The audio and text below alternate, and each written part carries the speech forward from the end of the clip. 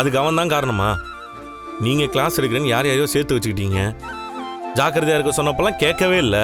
பாவம் ஒரு பக்கம் பழி ஒரு பக்கம்ன்ற மாதிரி இருக்கு நீங்கள் சொல்கிறது. விஜயா, கொஞ்சமாவது வயசுக்கு தகுந்த மாதிரி பேசுறியா? நான் இப்ப என்னங்க தப்பா சொல்லிட்டேன்? நாளைக்கு இவனுக்கு ஏதாவது ஒண்ணுன்னா நம்ம மேல தானே பழி வந்து விழும். அப்புறம் வீடேறி வந்து நம்மளெல்லாம் மிரட்டுவானுங்க. ரோகிணி, இவங்க கூட்டிட்டு போனா திரும்பவும் இங்கேயே கூட்டிட்டு வந்துருவாங்க. இவன் பாட்டி எங்கேயோ சாக கிடக்குறாளாமே, அங்கேயே கொண்டு போய் இவனை தள்ளி விட்டுட்டு வந்துரு. தாத்தா, அப்ப பாட்டி சாமி கிட்ட போயிடுவாங்களா?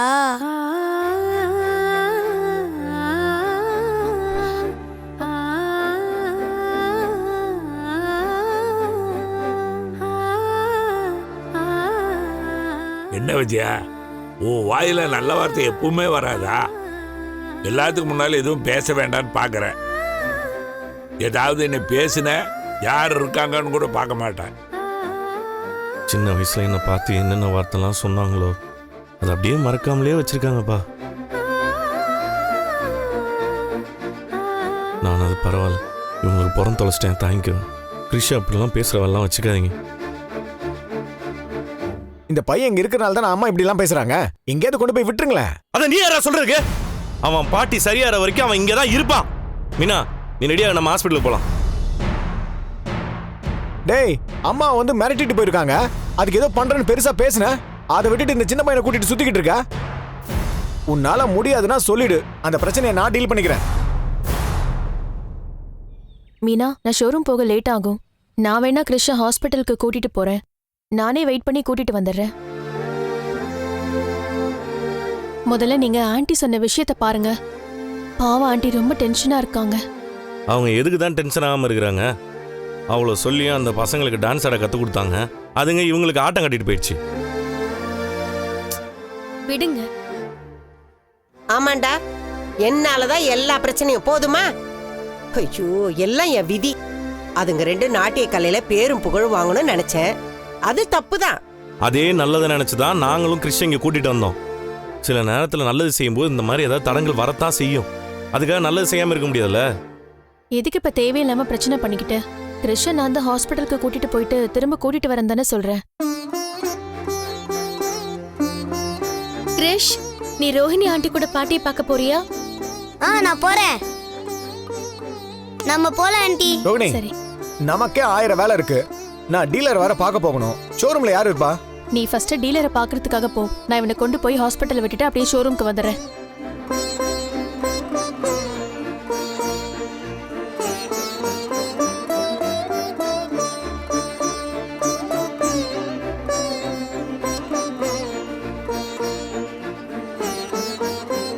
மீனா, அம்மா இப்போ தேவையில்லாத பிரச்சனையில் மாட்டிக்கிட்டாங்க.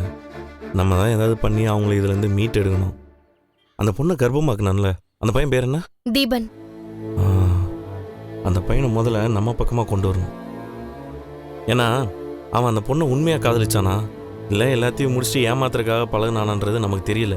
எப்படியாவது அவனை வெளில கொண்டு வர வச்சு நம்ம தான் பேசணும். நீங்க சொல்றது கரெக்ட் தான். முதல்ல அந்த பையன் என்ன நினைக்கிறான்னு தெரிஞ்சாதான் அடுத்து நம்ம என்ன பண்ணலாம்னு பார்க்க முடியும். நான் ஒண்ணு பண்றேன். அவனோட நம்பர் அட்ரஸ் எல்லாம் பார்வதி ஆண்டி கிட்ட கேட்டு நான் வாங்கிடுறேன். சூப்பர் மீனா, சூப்பர், செம்ம ஐடியா. அதுக்கப்புறமா அவனை வெளில கொண்டு வரதுக்கு என்ன வழின்றதை நான் யோசிக்கிறேன். இன்னொரு தடவை அந்த பொண்ணு வீட்டுக்கு போய் நம்ம பேசுவோம். அந்த பொண்ணுகிட்ட அந்த பையனை பத்தி கொஞ்சம் விசாரிச்சு வை. சரிங்க.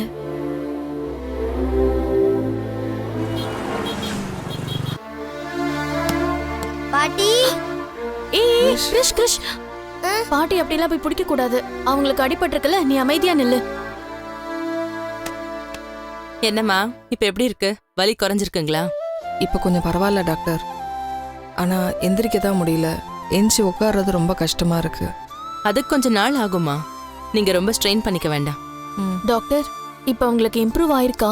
அவங்க ஸ்பைன் டிஸ்க் கொஞ்சம் பலமா அடிபட்டிருக்கு. நர்வ்ஸ் எல்லாம் கொஞ்சம் வீக்கா இருக்கு. நார்மலாக இன்னும் நாள் ஆகும்.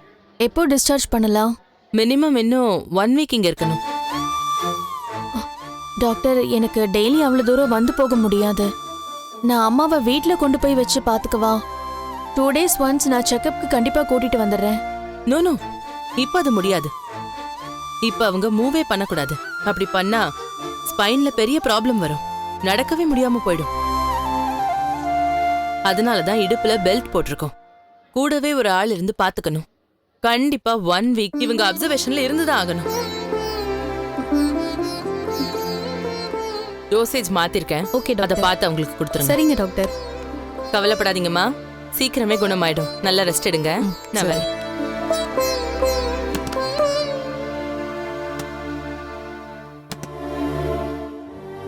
மா சாப்பிட்டியா?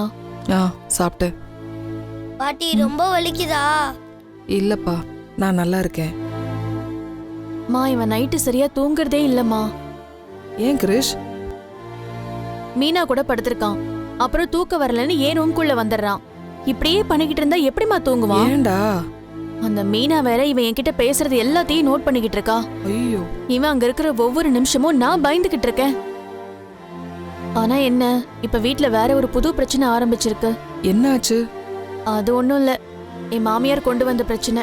அதை விடு. அது முடியறதுக்குள்ள நீ டிஸ்சார்ஜ் ஆகி கிறிஷையும் வீட்டுக்கு கூட்டிட்டு போயிடணும். அப்பதான் நான் மாட்டிக்காம இருப்பேன். பாட்டி எனக்கு அங்க இருக்க ரொம்ப பிடிச்சிருக்கு பாட்டி. அங்க தாத்தா, பாட்டி, முத்தங்கிள், மீனா ஆண்டி, ஸ்ருதி ஆண்டி எல்லாரையும் எனக்கு ரொம்ப பிடிச்சிருக்கு. அங்க ஜாலியா இருக்கு. அப்படியா? ஆமா பாட்டி, தாத்தா எனக்கு ஹோம்ஒர்க்லாம் சொல்லி தராரு. அப்புறம் ஸ்கூலுக்கெல்லாம் கூட்டிட்டு போயிட்டு வராரு. அவர் எனக்கு ஐஸ்கிரீம்லாம் வாங்கி தராரு தெரியுமா? அங்க இருக்கிறதுக்கு உனக்கு ரொம்ப பிடிச்சிருக்கா? ஆமா பாட்டி, நம்ம வீட்ல யாருமே இல்ல, ஆனா அங்க நிறைய பேர் இருக்காங்க. நான் அங்க இருக்கேன் பாட்டி, நீங்களும் அங்க வாங்க. இங்க பாரு கிறிஷ், அப்படிலாம் சொல்லாத, புரியுதா? அங்க இருக்கேன்லாம் சொல்லக்கூடாது. ஒரு தடவை சொன்னா உனக்கு புரியாதா? குழந்தைய ஏண்டி திட்டுற? அவனுக்கு அங்க இருக்க பிடிச்சிருக்கு. பாவம் தனியாவே வளர்ந்துட்டான். இத்தனை சொந்தத்தோட இருக்கிறப்போ அவனுக்கு எவ்வளவு சந்தோஷமா இருக்கும். அவன் எதிர்காலமும் அப்படி இருந்தா நல்லா இருக்கும். எப்படி இருந்தாலும் ஒரு நாள் உங்க வீட்டுல எல்லாருக்குமே இருக்க தானே போறான். நீ வேறம்மா, அதெல்லாம் நடக்கும்போது நடக்கட்டும். நீ இப்படி சும்மா உன் மனசுல ஆசையெல்லாம் வளர்த்துக்கிட்டு இருக்காத.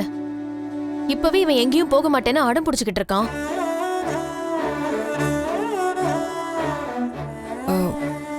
உன் மாமியாருக்கு உன் மேல இருக்கிற கோவம் போயிடுச்சா? அது ஒன்றும் போற மாதிரி தெரியல. நானும் என்னென்னமோ பண்ணி பாக்குறேன். அவங்க கோவம் மட்டும் குறையவே மாட்டேங்குது. புதுசு புதுசா பிரச்சனை வந்து ஏன் தலையில தான் விடியுது. ஒன்னும் சமாளிக்கிறதுக்குள்ளேயே என் வாழ்க்கை போயிடும் போல இருக்கு.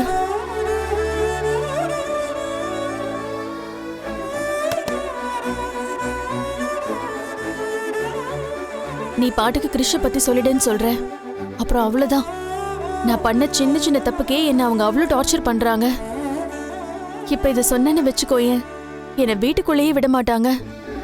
எனக்கு மனோஜோட முடிவும் எப்படி இருக்கும்னு தெரியாது. கற்பனையில பயந்துட்டு இருக்கதை விட நிஜத்துல என்ன செய்ய முடியும்னு பாரு.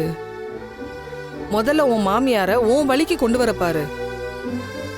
எப்பவுமே அவங்க கிட்ட நல்ல பேர் எடுத்துக்கிட்டே இரு. அதுதான் ரொம்ப முக்கியம்.